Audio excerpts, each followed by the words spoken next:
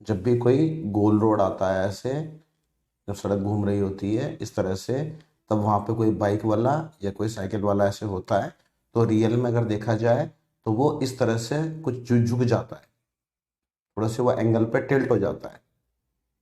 ठीक है, अगर मैं बाइक को दिखा रहा हूँ ऐसे सिंपल में, यूँ देख लो तो उस बाइक के टायर यूँ हो जाते हैं, वो यूँ टेढ़ा हो जाता है।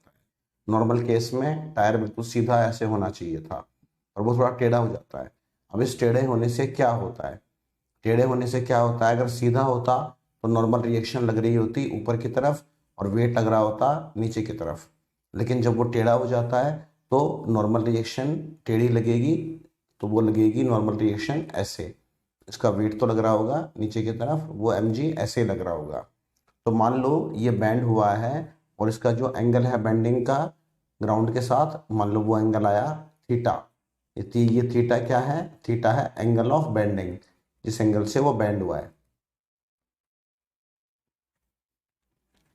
तो यहाँ पे हम नॉर्मल के कंपोनेंट कर सकते हैं, तो नॉर्मल का ये वाला कंपोनेंट आएगा n साइन थीटा, और जो इस तरफ कंपोनेंट आएगा ये आएगा n साइन थीटा। अगर मैं इसको सर्कल वाले डायग्राम में दिखाऊं तो n साइन थीटा कुछ यूं आ रहा होगा। n cos थीटा को मैं इस डायग्राम में नहीं दिखा सकता क्योंकि वो पेज से बाहर है।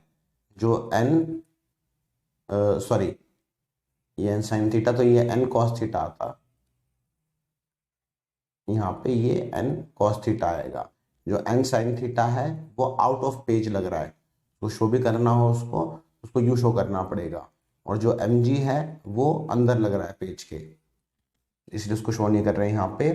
तो आपस में देखा जाए तो ना तो वो बाइक वाला ऊपर जा रहा है ना ही वो नीचे जा रहा है, तो यानी कि ना तो उसका mg, मतलब अगर mg ज़्यादा होता तो ज़मीन के अंदर चल गया होता, अगर n साइन थीटा ज़्यादा होता तो ऊपर उठ गया होता, और ना तो वो नीचे गया ना वो ऊपर उठा।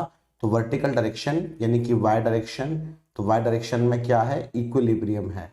तो y डायरेक्शन में इक्विलिब्रियम है, तो हम बोल सकते हैं कि n साइन थीटा ये बराबर होगा mg के। और जो ये n cos थीटा है, ये फोर्स लग रही है सर्कल के सेंटर की तरफ। तो जो भी फोर्स सेंटर की तरफ लगती है वो फोर्स क्या प्रोवाइड करती है, एन साइन थीटा, ये हमें क्या प्रोवाइड करेगी, ये हमें प्रोवाइड करेगी सेंट्रीपिटल फोर्स।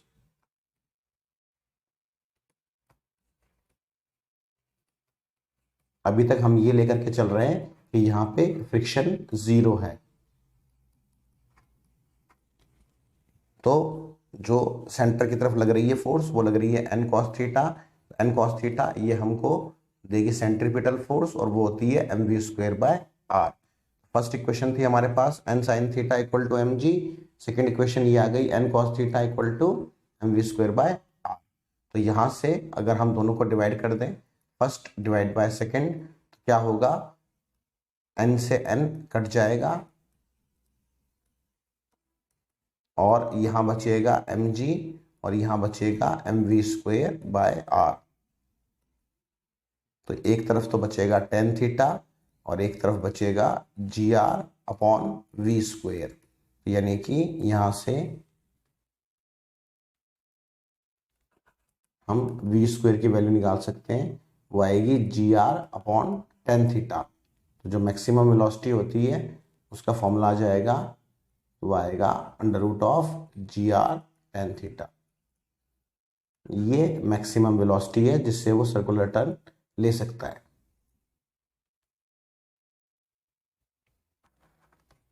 अगर फ्रिक्शन है और तो भी बाइक वाला ये साइकिल वाला बैंड हो रहा है, अगर किसी एंगल पे टेढ़ा बैंड हो रहा है, वो मतलब ऐसे बैंड हो रहा है, नॉर्मल रिएक्शन यूं लग रही है, एंगल हमने ये लिया हुआ है विद हॉरिजॉन्टल थीटा। इसको ऐसे रोड पे शो करते हैं तो ऐसे शो करते हैं हम कि वो यूं है, इस तरीके से है। जो नॉर्मल रिएक्शन है वो यूं लग रही है एंगल पे। कई बार एंगल विद वर्टिकल पे ले लिया होता है, आपको ध्यान रखना है कि मैंने एंगल हॉरिजॉन्टल के साथ वाला लिया है, तो फर्क पड़ जाएगा फॉर्मूले में अगर आप विद वर्टिकल लोगे तो यहाँ पे आपकी बार फ्रिक्शन भी लग रहा है। तो जब तेज चलती हुई कोई गाड़ी आती है ऐसे, तो उसके फिसलने के चांस होते हैं बाहर की तरफ, बाहर की तरफ उसके चांसेस किस चीज़ के होते हैं, स्लाइड करने के। तो फ्रिक्शन कहाँ लगता है, मोशन जहाँ पे हो सकता है उसके अपोजिट। तो फ्रिक्शन कहाँ लग रहा होगा, तो फ्रिक्शन लग रहा होगा अंदर की तरफ ऐसे। और जब हम नॉर्मल के कंपोनेंट करेंगे तो ये एंगल थीटा है, ऊपर वाला कंपोनेंट आएगा n साइन थीटा और ये अंदर वाला कंपोनेंट आएगा n कॉस थीटा। तो इस डायरेक्शन में ही यहाँ पे नॉर्मल का भी कंपोनेंट लग रहा होगा, सॉरी हाँ नॉर्मल का भी कंपोनेंट लग रहा होगा और वो लग रहा होगा n कॉस थीटा। और जो n साइन थीटा है वो बैलेंस कर रहा होगा ऑब्जेक्ट के वेट को। फिर से वही क्वेश्चन लिखेंगे अब की बार।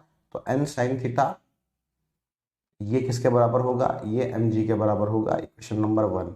और अब की बार सेंटर पे दो फोर्सेस लग रही है सेंटर की तरफ, एक तो n cos थीटा और एक लग रही है फ्रिक्शनल फोर्स।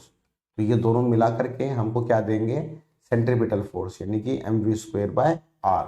अब हमको फ्रिक्शनल फोर्स की वैल्यू पता है। फ्रिक्शनल फोर्स की वैल्यू क्या होती है, फ्रिक्शनल फोर्स की वैल्यू होती है म्यू इंटू में नॉर्मल। तो यहाँ पे हमने रख दिया mu into normal equals to mv²/r।